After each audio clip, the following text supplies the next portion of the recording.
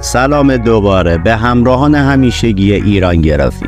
این دفعه قراره به زندگی نامه بازیکن سابق فوتبال دیوید بکام یه نگاهی بندازیم. دیوید رابرت جوزف بکام 48 ساله، بازیکن سابق فوتبال اهل انگلیس و مدیر عامل کنونی باشگاه فوتبال اینتر میامی. اون همچنین مالک 10% از سهام باشگاه سالفورد سیتیه.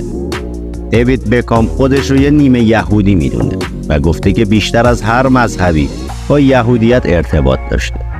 به همین خاطرم بکام در زمره برجسته ترین ستارگان یهودی تبار تاریخ ورزش فوتبال قرار داره. بکام تو دوران حرفه‌ای فوتبال خودش تو پست هافبک برای تیم‌های باشگاهی مثل منچستر یونایتد، رئال مادرید، لس آنجلس گالاکسی، آسی میلان، پاریس سن ژرمن و تیم ملی فوتبال انگلیس بازی میکرد. اون توی فوتبال با پاس‌ها، ضربه‌های آزاد و شوت‌های فنی و دقیق خودش به موفقیت رسید که به عنوان یکی از بهترین هافبک‌های نسل خودش تو تاریخ فوتبال برشمرده میشه.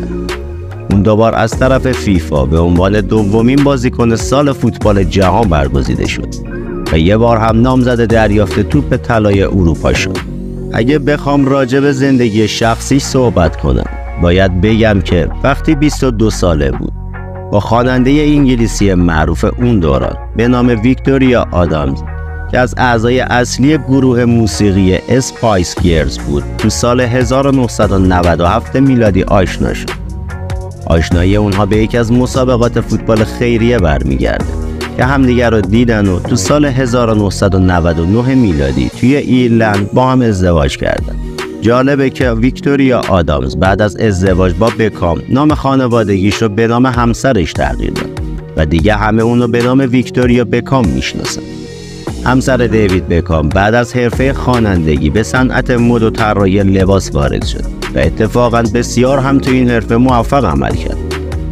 جالبه که اون گفته هیچ وقت قبل از ازدواجش با دیوید بکام ورزش و مسابقات فوتبال رو دنبال نمی‌کرده و در نتیجه شناختی هم از همسر آینده‌اش نداشت.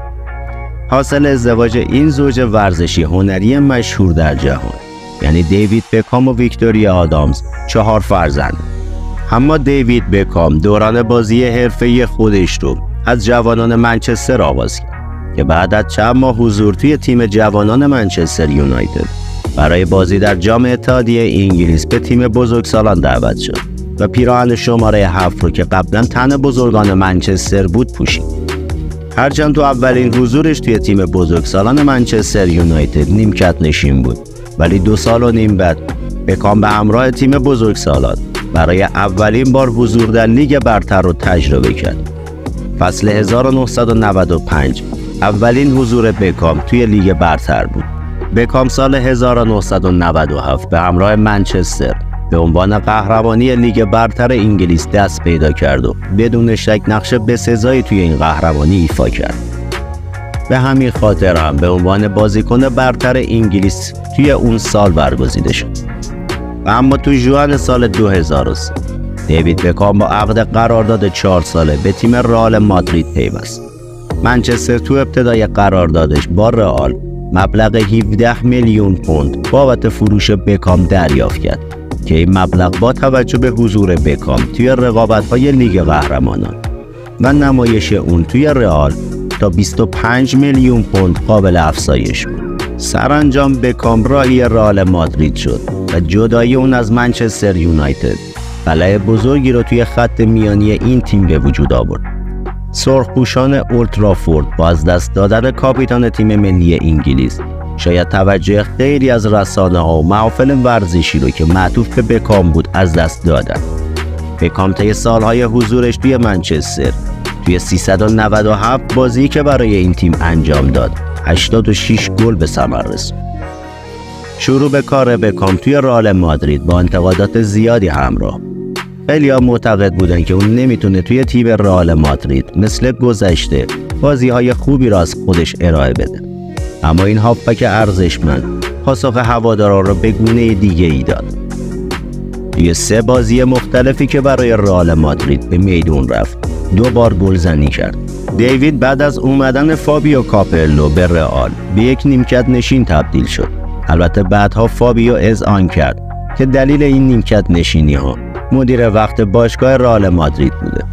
فصل 2006 و 2007 رئال مادرید به شدت برای قهرمانی می‌جنگید ولی نتایج مطلوبی رو به دست نمی‌آورد. تو این زمان بود که کاپلو با بازی دادن به بکام و تاثیر بسزای بکام توی بازی‌ها تونست در نهایت به قهرمانی لالیگا دست پیدا کنه.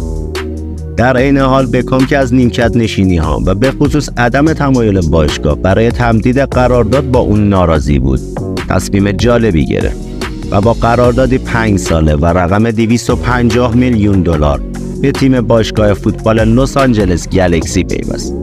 این قرارداد 6 ماه زودتر از پایان فصل بسته شد ولی بکام تا آخر فصل توی رئال توپ زد. نیم فصل دوم سالهای 2009 و 2010 رو با توجه به تعطیلات لیگ آمریکا به صورت قرضی تو تیم آس میلان سپری کرد. شماره بکام 32 بود. اون موفق شد با پیراهن میلان 2 گل به ثمر برسونه. بکام تو اواخر ژانویه 2013 تو تمرینات آرسنال شرکت کرد. ولی آرسن ونگر مربی این تیم به جذب اون علاقه نشون نداد. در نهایت باشگاه پاریس سن ژرمن با عقد قرارداد 5 ماهه وی رو جذب کرد. اون بعد از عقد این قرارداد اعلام کرد که تمامی مبلغ این قرارداد رو به یه بنیاد خیریه کودکان اهدا میکنه. تو تاریخ 26 اردیبهشت 1392 یعنی 16 می 2013 بکام اعلام کرد که بعد از فصل جاری که در اون به قهرمانی زودرس نیز دست یافته بود از فوتبال خداحافظی خواهد کرد. شاید فکر کنید که بعد از بکام پسر اون میتونست جاشو پر کنه، اما نه. بروکلین پسر ارشد بکام مثل مادرش به حرفه مد مشغوله و تصاویرش توی مجله وود منتشر میشه. بروکلین تو 23 سالگی با نیکولای 27 ساله ازدواج کرد. جشن عروسی اونا 3 میلیون پوند هزینه در برداشت. این زوج تو خانواده‌های ثروتمندی بزرگ شدند. در واقع بروکلین به عنوان فرزند بزرگ دیوید بکام، کاپیتان سابق فوتبال انگلیس که اون موقع 46 سال داشت و همچنین ویکتوریا 47 ساله، ثروت 380 میلیون پوندی داشتند که خیلی چشمگیر بود. اما ثروت خانواده همسر بروکلین بکام به 1.3 میلیارد پوند میرسید.